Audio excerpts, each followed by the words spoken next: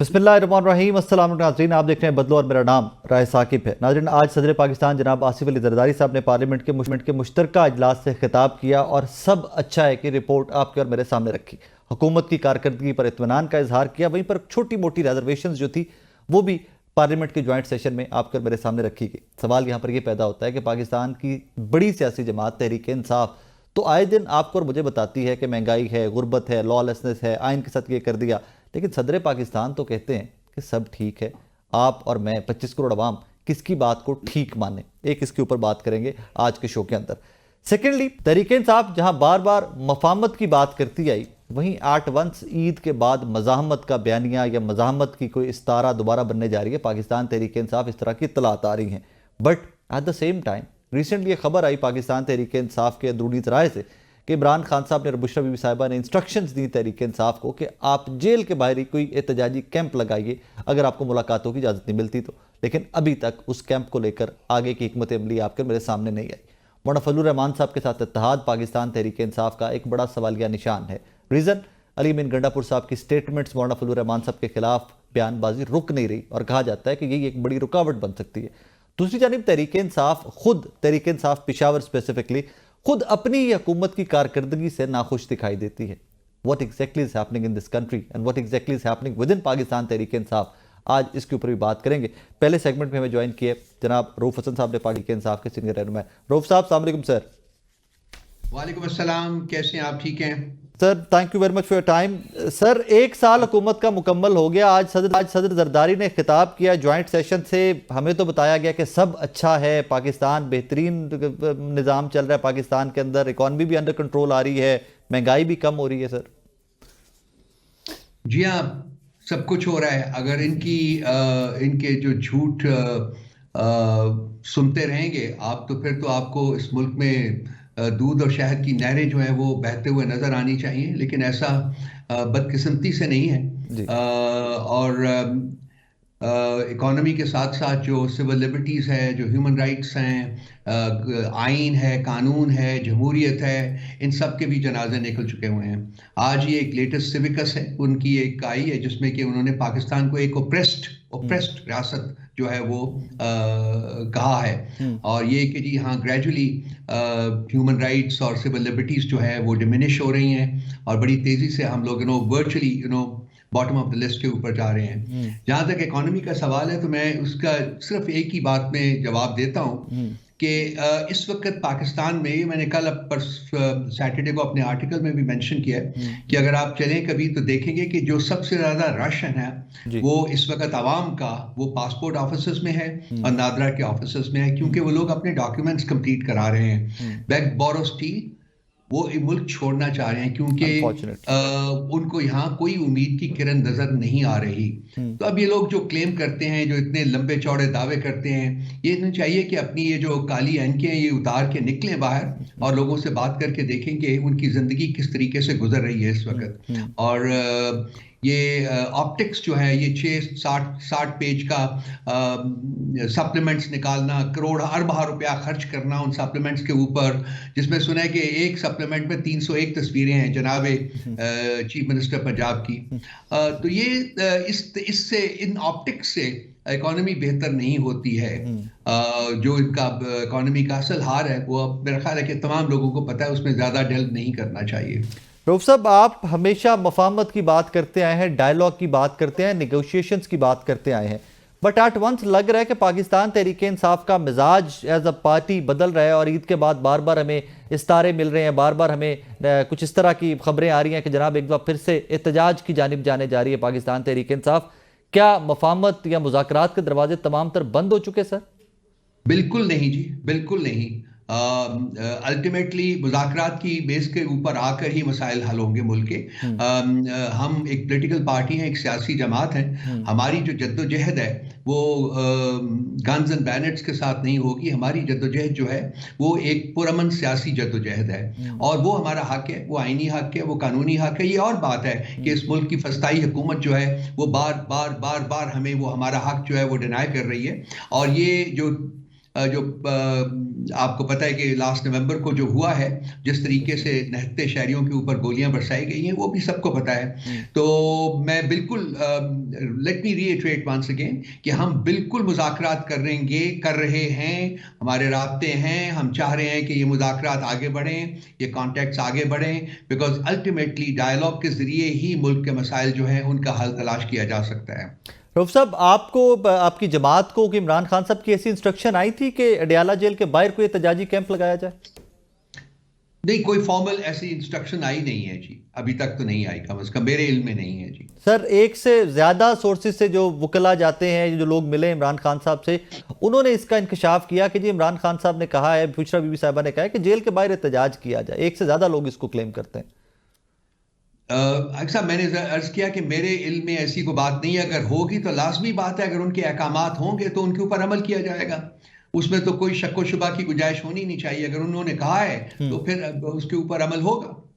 रऊफ साहब, ये फरमाइएगा कि मौलाना फजलुर रहमान साहब को लेकर इत्तेहाद बनाने की, ग्रैंड अपोजिशन अलायंस बनाने की कोशिशें पाकिस्तान तहरीक इंसाफ, अब्बासी साहब, बाकी लोगों की तरफ से कॉन्टिन्यूड थी, उसमें कोई पॉजिटिव है स्टेप आगे चले आप लोग, या अभी भी मौलाना फजलुर रहमान साहब और अली बिन गंडापुर साहब की जो बयानबाजी है उसके ऊपर मौलाना फजलुर रहमान साहब अभी भी अनॉयड हैं और कोई आगे डेडलॉक है? दो तीन बातें करूंगा। देखिए, एक तो आज शाम को मुलाकात हो रही है उनकी, हमारी कमेटी और उनकी कमेटी के दरमियान, जिसमें कि चूंकि मौलाना साहब बाहर थे, मुल्क से बाहर गए हुए थे, वो अभी वापस आए हैं, 2 दिन पहले ही आए हैं, और उनकी नॉमिनेटेड कमेटी के साथ हमारी पीटीआई की नॉमिनेटेड कमेटी की आज मुलाकात है, तय है। वो होगी नंबर 1। नंबर 2 बात, देखिए पॉलिसीज जो होती है ना, वो पार्टी की होती हैं। पॉलिसीज किसी एक फर्द वाहिद की नहीं होती, किसी इंडिविजुअल की नहीं होती हैं। आरा मौजूद होती हैं पार्टी में। हमारी पार्टी बहुत बड़ी पार्टी है, इसमें भी आरा मौजूद हैं, लेकिन पार्टी की पॉलिसी क्या है, खान साहब की डायरेक्शन क्या है कि मौलाना फजलुर रहमान साहब के साथ बैठ के उनको इस प्लेटफॉर्म के ऊपर लाने की पूरी कोशिश की जाएगी। एक नुकाती एजेंडे के ऊपर तो ऑलरेडी वो हमारे साथ मौजूद हैं, वो है आइन की बहाली इस मुल्क, ठीक है। और ये इस सिलसिले में उन्होंने खुद भी मीडिया टॉक की थी, और उन्होंने कहा था जी कि हम इस जद्दोजहद में बिल्कुल पीटीआई का साथ देंगे। अब जो चैलेंज है वो ये है कि ये जो एक इत्तेहाद बन रहा है, उनको इसमें शामिल किया जाए। और वो उसके लिए आज की मीटिंग और इसके बाद भी मेरा ख्याल है कि कुछ मीटिंग्स होंगी, और हमें उम्मीद है कि जी ये हम इस बात में कामयाब हो जाएंगे कि मौलाना फजलुर रहमान और जेयूआई जो है वो हमारे इस इत्तेहाद में शामिल होके पाकिस्तान में आइन, कानून और जमहूरियत की बहाली की जो पुरअमन जद्दोजहद हम लॉन्च करने जा रहे हैं ईद के बाद, उसमें शिरकत करेंगी। रऊफ साहब, ईद के बाद जिस तहरीक की आपने बात की, ये सिटी टू सिटी मूव करेगी, ये कोई बहुत बड़ा एहतजाज होगा, इस्लामाबाद की तरफ मार्च करेंगे, कुछ थोड़ा सा बताइए कि उसके ऊपर क्या स्ट्रैटेजी है, क्या तहरीक इंसाफ की? देखिए, जब ये तमाम जमातों से बातचीत हमारी मुकम्मल हो जाती है और इत्तेहाद जो है वो उसकी एक फाइनल शक्ल जो है वो सामने आ जाती है, तो उसके बाद तमाम कंस्टिट्यूएंट यूनिट्स जो हैं, तमाम जो हमारे इत्तेहादी हैं, उनकी एडवाइस के बाद, उनके साथ कंसल्टेटिव सेशंस के बाद ये सारे फैसले किए जाएंगे कि इस एहतजाजी तहरीक ने क्या शक्ल इख्तियार करनी है, कौन इसको लीड करेगा, और इस तरह के और जो खदो ख्याल हमने तय करने हैं वो भी इन तमाम जमातों की इनपुट के साथ तय किए जाएंगे। तो सबसे पहले स्टेप नंबर 1 कि जी इसको हम तश्कील दें, ये कंप्लीट हो जाए कि किस किस ने हमारे साथ खड़े होना है। नंबर 2, उस एहतजाजी तहरीक के खदो ख्याल जो है वो तय किए जाएंगे। तो ये लगेगा, कुछ वक्त लगेगा, मेरा ख्याल है कि माह रमजान का सारा महीना लग जाएगा, लेकिन ईद उल फितर के पहले मेरा ख्याल है कि हम ये सब कुछ सॉर्ट आउट कर लेंगे, ताकि ईद उल फितर के बाद मुनासिब मौके के ऊपर हम इसका आगाज कर सकें। रऊफ साहब, अगर देखा जाए तो सबसे ज्यादा कह लीजिए कि जो निशाना है हुकूमत का अपोजिशन में से, वो तो पाकिस्तान तहरीक इंसाफ है। मौलाना फजलुर रहमान साहब जेल से बाहर है, इमरान खान साहब जेल के अंदर है, शाहिद खाकान अब्बासी साहब जेल से बाहर है, इमरान खान साहब जेल के अंदर है। बाकी अपोजिशन की जमातें आपके साथ किसी भी इस तरह के एहतजाज में क्यों शामिल होंगी? आइन की बहाली तक, सेमिनार्स तक, कॉन्फ्रेंसेस तक तो मामला चल सकते हैं, लेकिन ये सड़कों पे आपके साथ क्यों आएंगे? What makes you think that कि इस तरह के मामला आगे चल सकते हैं इनके साथ? जिन जिन जमातों के साथ हमारी बात हुई है उन्होंने तो एग्री कर लिया है ऑलरेडी। बहुत सी जमातें एग्री कर चुके हैं कि जी पाकिस्तान को इस वक्त इस नाजुक मोड़ के ऊपर हमें आइन और कानून की बहाली की जद्दोजहद जो है वो उसमें फुल स्टीम जाना पड़ेगा। अब एक दो जमातें रह गई है, उन्होंने ये फैसला करना है। तो मैं I beg to disagree with you कि जी ये जमातें जो हैं ये नहीं शामिल होना चाहेंगी।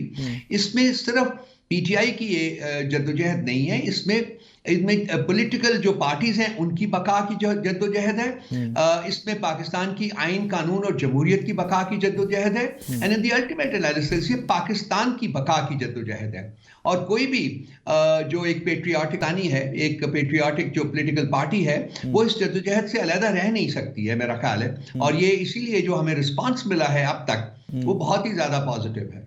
रऊफ साहब, डोंट यू थिंक सो कि सिस्टमैटिकली पाकिस्तान तहरीक इंसाफ के वर्कर और कुछ एक्स लीडरान जो हैं उनको आमने सामने ला के इस तरह खड़ा कर दिया गया है कि बहुत बड़े जो इश्यूज थे, जो इस बहुत बड़े चैलेंजेस थे इस मुल्क के, वो साइड पे हो गए और लड़ाइयां सोशल मीडिया के ऊपर हो रही हैं। फलां ने मेरे बारे में ये कहा, फलां को पार्टी से निकाल दिया, मैं पार्टी में वापस आना चाहता हूं।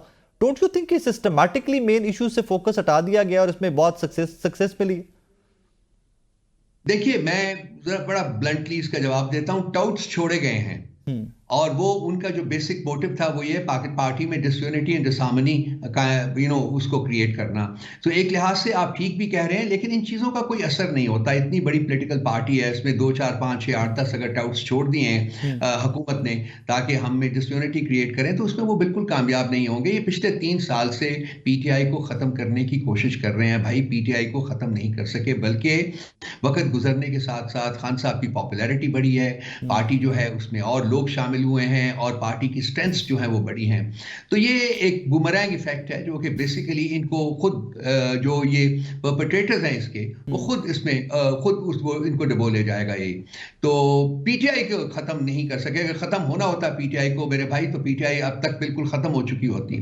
3 साल से जो कुछ पार्टी के साथ रवा रखा गया है, जिस तरीके से इसके ऊपर जुल्म और जबर का जो बार लगाए गए हैं, वो आप देख लें, आपके सामने, मुझे आपको बताने की जरूरत नहीं है। पीटीआई मौजूद है, ये डाउट्स जो हैं ये गायब हो जाएंगे अनकरीब, फिक्र ना करें। रऊफ साहब, when it comes to popularity तो वो हम देखते हैं बैलेट पेपर की शक्ल में, वो जहां वोट डलता है वहां पर पॉपुलैरिटी कोई भी पॉलिटिकल लीडर कैश करता है, वहां पर अवाम की मंशा की इज्जत की जाती है। करंट सर्कमस्टांसिस के अंदर आप पॉपुलैरिटी का क्लेम है, ऑब्वियसली नजर भी आता है कि Imran Khan is a popular most leader in given circumstances, but jail के अंदर हैं, लीडरशिप जो है वो केसेस पे केसेस। फ्यूचर क्या नजर आता है कि what do you think Imran Khan साहब पाकिस्तान तहरीक इंसाफ कब प्रैक्टिकली एक बार फिर से पार्लियामान के अंदर एक्टिव पॉलिटिक्स करते हुए नजर आएगी तहरीक इंसाफ? 8 फरवरी को जब इलेक्शंस हुए थे जी, खान साहब कहां थे? He was behind the bars, yes, jail में, ठीक है जी। जेल में से उन्होंने 2/3 मेजॉरिटी अवाम ने उनको दी थी, जो ऑफकोर्स उसके ऊपर डाका डाला गया है और वही एक हमारी जद्दोजहद की बुनियाद भी है। मैं खान साहब को बहुत जल्दी जेल से बाहर देख रहा हूँ। मैं खान साहब को बहुत जल्दी पार्लियामेंट में देख रहा हूँ। मैं खान साहब को बहुत जल्दी इस मुल्क के प्राइम मिनिस्टर के तौर के ऊपर देख रहा हूँ। इसको आप नहीं अवॉइड कर सकते। अगर पाकिस्तान के मसाइल हल करने हैं, अगर पाकिस्तान के मसाइल हल करने के लिए तमाम पावर बिल्डर्स जो हैं वो सिंसियर हैं, वो जेन्युइन हैं, तो खान साहब की शमूलियत और शिरकत के बगैर ये मसाइल हल नहीं हो सकते। 3 साल से लगे हुए हैं, मसाइल और गंभीर हुए हैं, कम नहीं हुए, बढ़ रहे हैं। अब ये फिगर्स जो है वो देने की कोशिश जो करते हैं, जो ऑप्टिक्स जनरेट करने की कोशिश करते हैं, उससे हकायक छुप नहीं सकते हैं, उससे पाकिस्तान की दगरगू हालत जो है वो छुपाई नहीं जा सकती। खान साहब अकेले एक शख्स जो है जेल के पीछे से इस मुल्क के ऊपर रूल कर रहे हैं। सबसे ज्यादा डोमिनेंट पॉलिटिकल लीडर जो है वो है। तो मेरे भाई कोई फर्क नहीं पड़ेगा, लेकिन मैं to strike a note of optimism, मैं खान साहब को बहुत जल्द जेल से बाहर देख रहा हूं इंशाल्लाह ताला। रऊफ साहब, अगर थोड़ा सा स्केच खींचे ना पाकिस्तान की पॉलिटिक्स का 26वीं यानी तरमीम के बाद, व्हाट हैज हैपेंड वो आपके और मेरे सामने है। Imran Khan is behind the bars. कोई बहुत बड़ा एहतजाज 26 नवंबर के बाद हमें सवाबी में देखने को मिला, वो एक जलसा 8 फरवरी को मिला, लेकिन कोई बहुत बड़ा एहतजाज हमें उसके बाद नहीं मिला। पंजाब के अंदर एहतजाज की इजाज़त नहीं है आप लोगों को। सिंध के अंदर चलें, उतनी पाकिस्तान तहरीक इंसाफ नहीं है मोटिवेटेड, या उतना एहतजाज खैबर पख्तूनख्वा या पंजाब के ऊपर ज़्यादा फोकस होता है। Sir, what makes you that optimistic that Imran Khan will be out soon and he will be prime minister of Pakistan soon? मुझे थोड़ा सा उसको जरा पिक्चर ड्रॉ करके दिखाइएगा। Want to see that. एक चीज होती है जिसका नाम इंसाफ होता है। एक दुनियावी इंसाफ होता है, एक आपको पता है कि कहीं और भी इंसाफ होता है। आपने सही कहा, अदलिया के ऊपर इस वक्त एग्जीक्यूटिव का कंट्रोल है। आपको सही कहा बिल्कुल आपने कि कोर्ट पैकिंग हुई है। जज भी इनके हैं, अब बेंचेस भी इनके बनेंगे और इनकी कोशिश होगी कि जो फैसले हैं वो भी इनके पसंद के आए। ये सब कुछ अपनी जगह मौजूद है, मैं इसको डिनाई नहीं करता हूँ, लेकिन जो जिस तरफ हालात में बढ़ते हुए देख रहा हूँ शायद वो इतना अरिथमेटिकली डिस्क्राइब ना किया जा सके, लेकिन जो एक नाइंसाफी का निज़ाम होता है ना, वो अनरेवल करता है, वो इटर्नल नहीं होता, कोई चीज़ भी इटर्नल नहीं है, लेकिन जो नाइंसाफी का निज़ाम है वो सबसे जल्दी अनरेवल करता है। ये जो निज़ाम है नाइंसाफी का, लाकानूनियत का, ये मेरा ख्याल है कि अपनी एक तबई जो ज़िंदगी है वो गुजार चुका हुआ है और ये अपने अंजाम के बिल्कुल करीब है, मैं ये देख रहा हूँ। और जब ये चीज़ें अनरेवल होंगी तो उस वक्त फिर ये कोर्ट्स भी काम नहीं आएंगी, उस वक्त फिर जो एग्जीक्यूटिव की का जुल्म और जबर भी काम नहीं आएगा, उस वक्त फस्तायत भी रियासत की काम नहीं आएगी। उस वक्त ये सब चीज़ें जब अनरेवल करती हैं तो फिर एक और ही मैदान सजता है और वो मैदान होता है इंसाफ का मैदान। और मैं देखता हूँ कि इमरान खान उसमें कामरान हो के बाहर निकलेंगे और अनकरीब निकलेंगे। रऊफ साहब, last question sir, JIT PTI अराकीन इदारों से मुतालिक social media post, sir what happened in that JIT, क्या पूछा गया? मैं माफ़ी चाहूँगा, मैं ये चीज़ें जो हैं ये पब्लिक डोमेन में डिस्कस नहीं करता। मैंने पहले भी 2-3 दफ़ा मुझसे पूछा गया, कल भी मैंने माफ़ी मांग ली थी। वो ठीक है, ये कानूनी एक तकाज़े हैं इनके। मैं गया था, कल फिर उन्होंने बुलाया, कल भी मैं जाऊँगा बिल्कुल, जब जितनी दफ़ा बुलाएंगे जाएंगे। कानून से हम भागेंगे नहीं, मैं तो कम से कम नहीं भागूंगा, मैं कानून के सामने खड़ा हूँ बिल्कुल, जो भी पूछना है उन्हें पूछे और हम उनको जवाब देंगे। Sir thank you very much for your time. Rauf Hasan साहब, बहुत शुक्रिया आपका ना। नाज़रीन, जनाब रऊफ हसन साहब हमारे साथ मौजूद। चंद सवालात जो आपके और मेरे जहनों में थे हमने उनके सामने रखने की कोशिश की कि एक तरफ तो एहतजाज है but at the same time Rauf साहब इज़ वेरी पॉजिटिव कि अभी मुज़ाकरात, मफाहमत, डील, वो not deal as in deal, लेकिन कोई डेडलॉक जो है इसको तोड़ने के लिए, आगे चीज़ों को लेकर चलने के लिए मुज़ाकरात का मामला भी कहीं ना कहीं चल रहा है उनके बकौल। एक छोटा सा ब्रेक लेना है मुझे, ब्रेक के बाद वापस आ रहे हैं, मेरे साथ रहिए। नाज़रीन, एक तरफ पाकिस्तान तहरीक-ए-इंसाफ का वर्कर कुछ मायूस सा दिखाई दे रहा है करंट पॉलिटिकल सिनेरियो से, but at the same time Tehreek-e-Insaf as a party Khyber Pakhtunkhwa में अपनी परफॉर्मेंस के ऊपर सवाल पूछ रही है। जेल से इंस्ट्रक्शन आती हैं, कोई एहतजाज प्लान करो, कोई अडयाला जेल के बाहर एहतजाज करो, लेकिन आपको और मुझे कोई डेट नहीं मिलती क्योंकि एहतजाज होने भी जा रहा है कि नहीं होने जा रहा। मौलाना फजलुर रहमान साहब से इत्तेहाद की बात होती है तो उसमें भी कोई पेशरफ्त नज़र नहीं आती। फ्यूचर क्या है, पाकिस्तान तहरीक-ए-इंसाफ की करंट लीडरशिप कर क्या रही है, इसी सारे मामले के ऊपर बात करते हैं। जनाब फवाद चौधरी साहब हमारे साथ मौजूद है। फवाद साहब अस्सलाम वालेकुम सर। जी सर, खैरियत से सर, ठीक ठाक है? Thank you sir, Pakistan Tehreek-e-Insaf का वर्कर कुछ मायूस सा दिखाई देता है और eight the same time Khyber Pakhtunkhwa से भी शिकायतें आ रही हैं कि हुकूमत की बहुत अच्छा परफॉर्म नहीं कर रही खैबर पख्तूनख्वा में। देखिए, बात यह है कि राय साहब, जो PTI की मौजूदा जो लीडरशिप है वो बुनियादी तौर के ऊपर एक वैक्यूम में बनी है, एक खला में बनी है। क्योंकि देखिए ना, जब हमें PTI की जो लीडरशिप थी, उसकी जो लोग थे, उसमें चाहे वो परवेज खटक हो, चाहे असद उमर हो, चाहे शफकत महमूद हो, बाकी सारे हों, इमरान इस्माइल हों, अली जैदी हों, मैं हूं, हम सब लोग जो कार्डर कॉन्स्टिट्यूट करते थे PTI का, हमें तो एस्टैब्लिशमेंट ने ठुड्डे मुक्के मार के, जेलों में डाल के, ज्यादतियां करके हम लोगों को सियासत से बाहर कर दिया।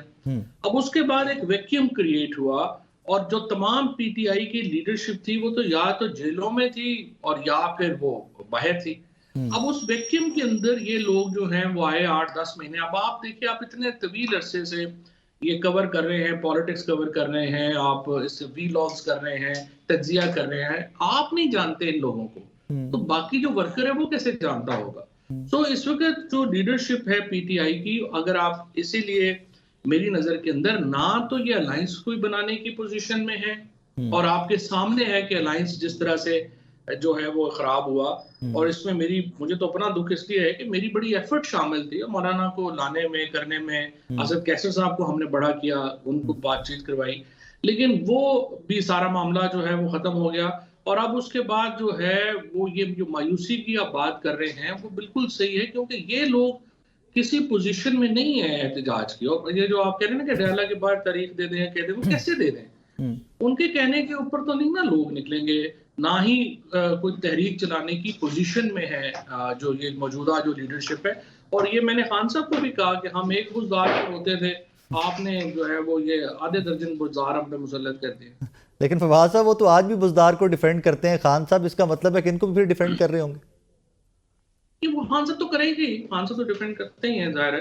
लेकिन देखना यह है कि देखिए ना, इस लीडरशिप का जो प्राइमरी प्रॉब्लम है, देखिए मैं आपको बताऊं कि पहला जो आखिरी जो इमरान खान को निकालने के लिए सबसे इफेक्टिव तहरीक चली है या सबसे इफेक्टिव काम हुआ है, वो बुशरा बीबी ने किया। और अब भी अगर अलीमा बीबी और जो बहनें हैं वो चार्ज नहीं लेती रिलीज इमरान खान मूवमेंट का, और वो इमरान खान को बाहर लाने के लिए खुद सामने नहीं आती हैं, ये लीडरशिप देखेंगे बिल्कुल कोई प्रेशर क्रिएट करने की पोजीशन में नहीं है। So it will now the problem is के आपका इंटरनल प्रेशर जो है वो सारा नीचे चला गया है। एक्सटर्नल प्रेशर चूंकि एक ट्रांजैक्शन हुई है ट्रंप की और जो यहाँ पे हमारे एस्टैब्लिशमेंट की, उसकी वजह से एक्सटर्नल प्रेशर भी नीचे है। तो जब तक ये दोनों प्रेशर रिवाइव ना हो, पीटीआई का वर्कर जाहिर है मायूस रहेगा। और ये जो इंटरनल प्रेशर है ये मौजूदा लीडरशिप नहीं क्रिएट कर सकती। पाकिस्तान के पीटीआई के जो लोग हैं वो इमरान खान के फैमिली के साथ, उनकी बहनों के साथ तो जुड़ेंगे, इनके साथ नहीं जुड़ेंगे। इसका मतलब है ईद के बाद एहतजाज की जिसकी कोई प्लानिंग की जा रही है वो एहतजाज भी होता हुआ आपको दिखाई नहीं दे रहा? देखिए, लेट से अगर सलमान अकरम राजा या गौहर हैं, शिबली फराज हैं, ये लोग अगर अनाउंस करते हैं एक अलायंस, एक एहतजाज, तो मुझे बताएं उस एहतजाज में कौन जाएगा? उसमें तो इन तीनों ने खुद नहीं आना, जैसे पिछली दफा हुआ। आपके सामने है कि अभी तक जो है ये लोग वो खुशकिस्मत लोग हैं जिनके ऊपर एक पर्चा नहीं है, जिनकी जो एक दिन जेल नहीं गए। ये वो खुशकिस्मत लोग हैं जिनके घर जो हैं, जब हमारे घर गिराए जा रहे हैं, इनमें से एक साहब का घर रेगुलराइज हो गया है। तो प्रॉब्लम इज कि ये लोग जिन्होंने एहतजाज अनाउंस करना है वो खुद ही उस एहतजाज में नहीं आएंगे, तो बाकी कौन आएगा?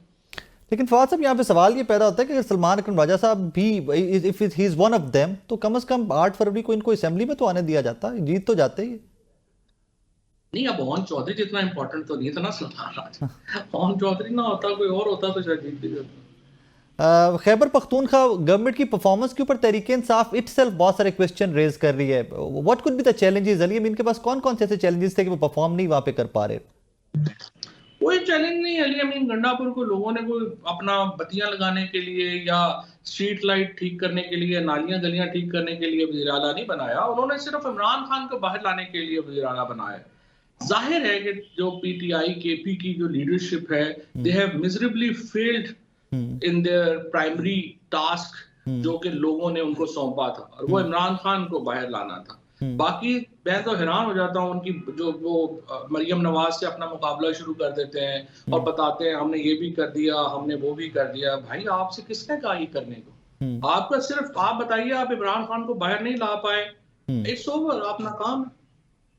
सर, दैट मीन्स कि इमरान खान के नाम के ऊपर वोट मिला, द ओनली टास्क वाज कि आप खान साहब की रिहाई के लिए कोई काम करें, but at the same time करोड़ों अवाम भी तो है ना उस सूबे की, उनके भी तो कुछ ना कुछ डिलीवर करना था ना। ये करोड़ों लोगों ही की ख्वाहिश मैं आपको बता रहा हूँ।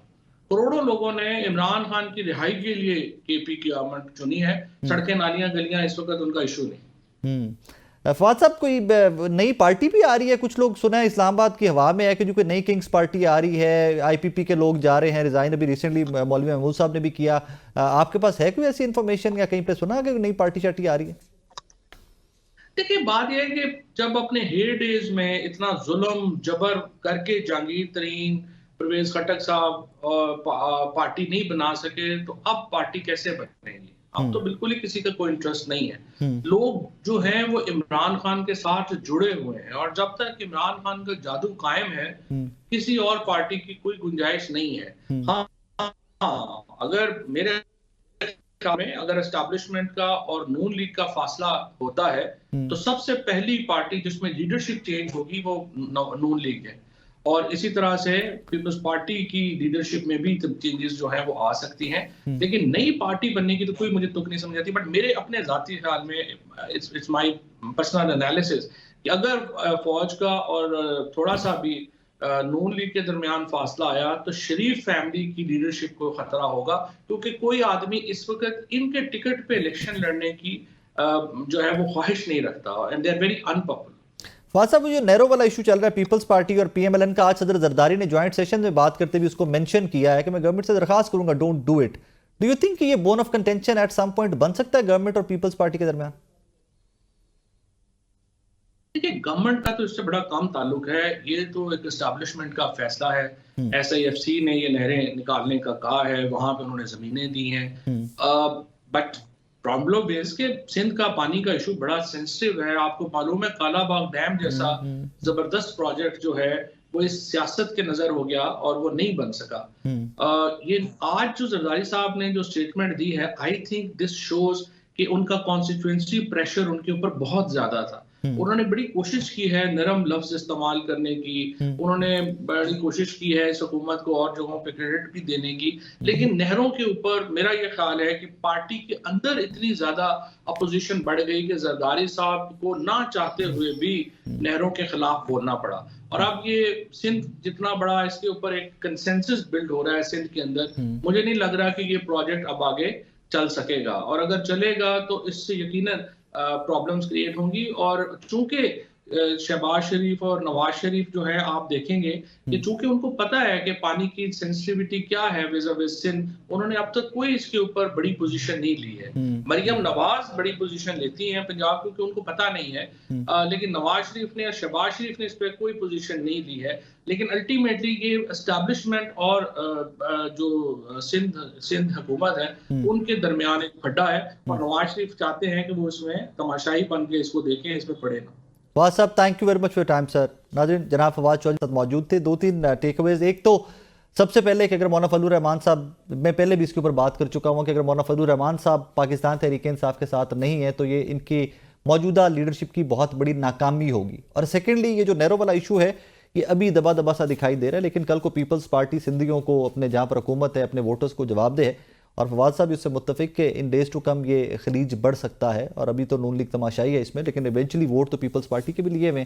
सो कल को जिनके वोट हैं, जिनके वोटों से MNAs आगे वज़ीर-ए-आज़म तक को वोट दे रहे हैं, कल को वो सवाल तो पूछेंगे। और फिर वही कि जनाब कोई भी एहतजाज, कोई भी call in days to come मौजूदा लीडरशिप अगर देती है तो किस हद तक सक्सेस रेट हो सकता है, वो फवाद साहब की आपने गुफ्तगू सुनी है। एक छोटा सा ब्रेक ले रहा हूँ, ब्रेक के बाद वापस आते हैं। तो इस्लामाबाद से एक बड़ी पेनफुल सी फुटेज कल परसों से बहुत वायरल हो रही है। कुछ खवातीन हैं, उनको तशद्दुद का निशाना बनाया गया है। वो साहिबान कौन थे, उस केस का क्या हुआ, उसके ऊपर बात करना और आपको अपडेट करना आई थिंक बहुत ज़रूरी है। सोशल इश्यूज़ के ऊपर बात करना बहुत ज़रूरी है, एक दूसरे को एजुकेट करना बहुत ज़रूरी है। कोशिश करेंगे, एक ब्रेक के बाद वापस आते हैं तो उसके ऊपर बात करें।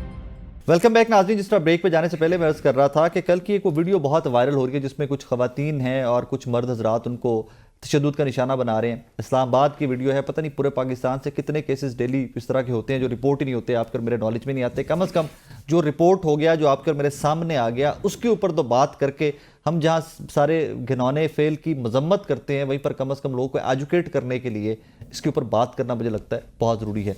ज़मान मुगल साहब मेरे साथ स्टूडियो में मौजूद हैं, हमारे सीनियर रिपोर्टर हैं। ज़मान साहब, अस्सलाम वालेकुम जी। वालेकुम खैरियत से आप ठीक ठाक हैं? अल्हम्दुलिल्लाह। मैंने दसो ये सारा वाकया है कि व्हाट एक्चुअली हैपेंड। ये दोनों इस्लामाबाद की रिहायशी हैं, खातून भी और मर्द भी।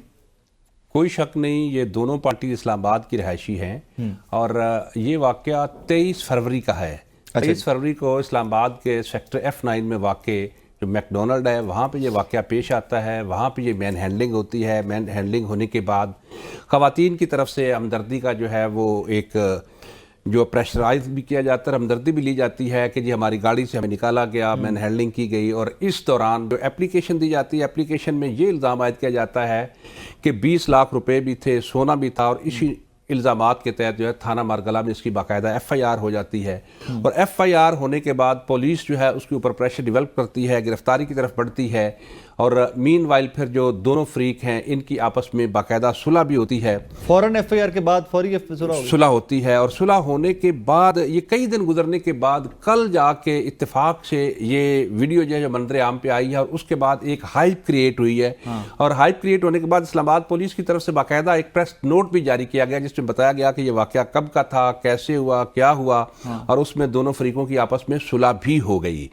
तो हैरान कुन अमर ये था कि जब ये वाकया हुआ था उस वक्त ना पुलिस ने इसको प्रॉपर प्रोब किया और ना किसी और ने जहमत की कि इसकी तस्दीक की जाए कि जो इल्ज़ामात आयद किए जा रहे हैं क्या ये जेन्युइन हैं, यही इल्ज़ामात हैं, या इसके बैक पे स्टोरी की और है, इनका कोई आपस में कोई ज़ाती ताल्लुक है, कोई आजकल जैसे यंग जनरेशन होती है उनके अपने मरासम होते हैं, क्या वो चीज़ें इसमें इन्वॉल्व हैं। दोस्ती थी पहले, कोई क्लास फेलो रहे हैं, कोई बिजनेस पार्टनर थे, कोई बहुत सारे एंगल थे जिस पर इन्वेस्टिगेशन की जा सकती थी। कोई शक नहीं, लेकिन चूंकि पुलिस जो है वो भी ये समझती है कि बस एक रूटीन में हमने एफआईआर दी और एफआईआर देने के बाद उसकी गहराई में नहीं जाती अनटिल के ऊपर से कोई बड़ा प्रेशर हो कि ये केस है, इसको इस तरीके से हैंडल करना है, उस जिसके ऊपर बड़ा प्रेशर आता है उस पर पुलिस लग जाती है। अदरवाइज बाकी कुछ भी हो जाए, इस तरह के ज़माने में पता नहीं कितने केसेस डेली होते होंगे पूरे पाकिस्तान। इसमें कोई शक नहीं है। ये बजा आपने फरमाया कि कल एक वाकया हुआ है सुहान में, बल्कि 2 दिन पहले एक बच्चा अगवा हुआ था, 13 साल उसकी उम्र थी, उसकी डेड बॉडी कल जो है वो सामने आई है और वो ड्रम के अंदर थी, कीचड़ से वो बच्चा भरा हुआ था और इल्ज़ाम ये आयद किया गया है कि उस बच्चे के साथ उसको अगवा किया गया और उसके बाद उसके ऊपर जो है वो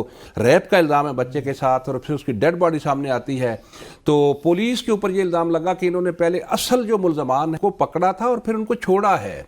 बाद में इलाके के लोग जो हैं उन्होंने बाकायदा वहाँ पे प्रोटेस्ट किया, 400-500 लोग थे, उनके प्रोटेस्ट के बाद मुल्ज़मान को पकड़ा जाता है। पुलिस फिर मजबूर होकर प्रेस नोट जारी करती है कि जी हमने लोग ट्रेस कर लिए हैं, लेकिन अभी उनकी गिरफ्तारी नहीं डाली। जिनकी गफलत है पुलिस वालों की, उनके ऊपर कोई कार्रवाई नहीं होगी। कोई बस अगर हो भी तो बराह राम एक सस्पेंशन होती है और सस्पेंड होने के बावजूद वो पैसे भी लेते हैं और वो काम भी करते हैं, कागजों में सस्पेंशन होती है आपके लिए, कोई शक नहीं। नाज़रीन पता नहीं इस तरह के वाकयात कब तक मैं और ज़मान भी आपके सामने रिपोर्ट करते रहेंगे, कब तक चीखते रहेंगे, हमारे गले यूं ही सूखते रहेंगे, लेकिन पता नहीं अरबाब इख्तियार जो हैं ये क्यों इस तरह की लेजिस्लेशन कानून साजी नहीं कर सकते कि इस तरह के मामलात में जो रोकथाम है उसको यकीनी बनाया जा सके।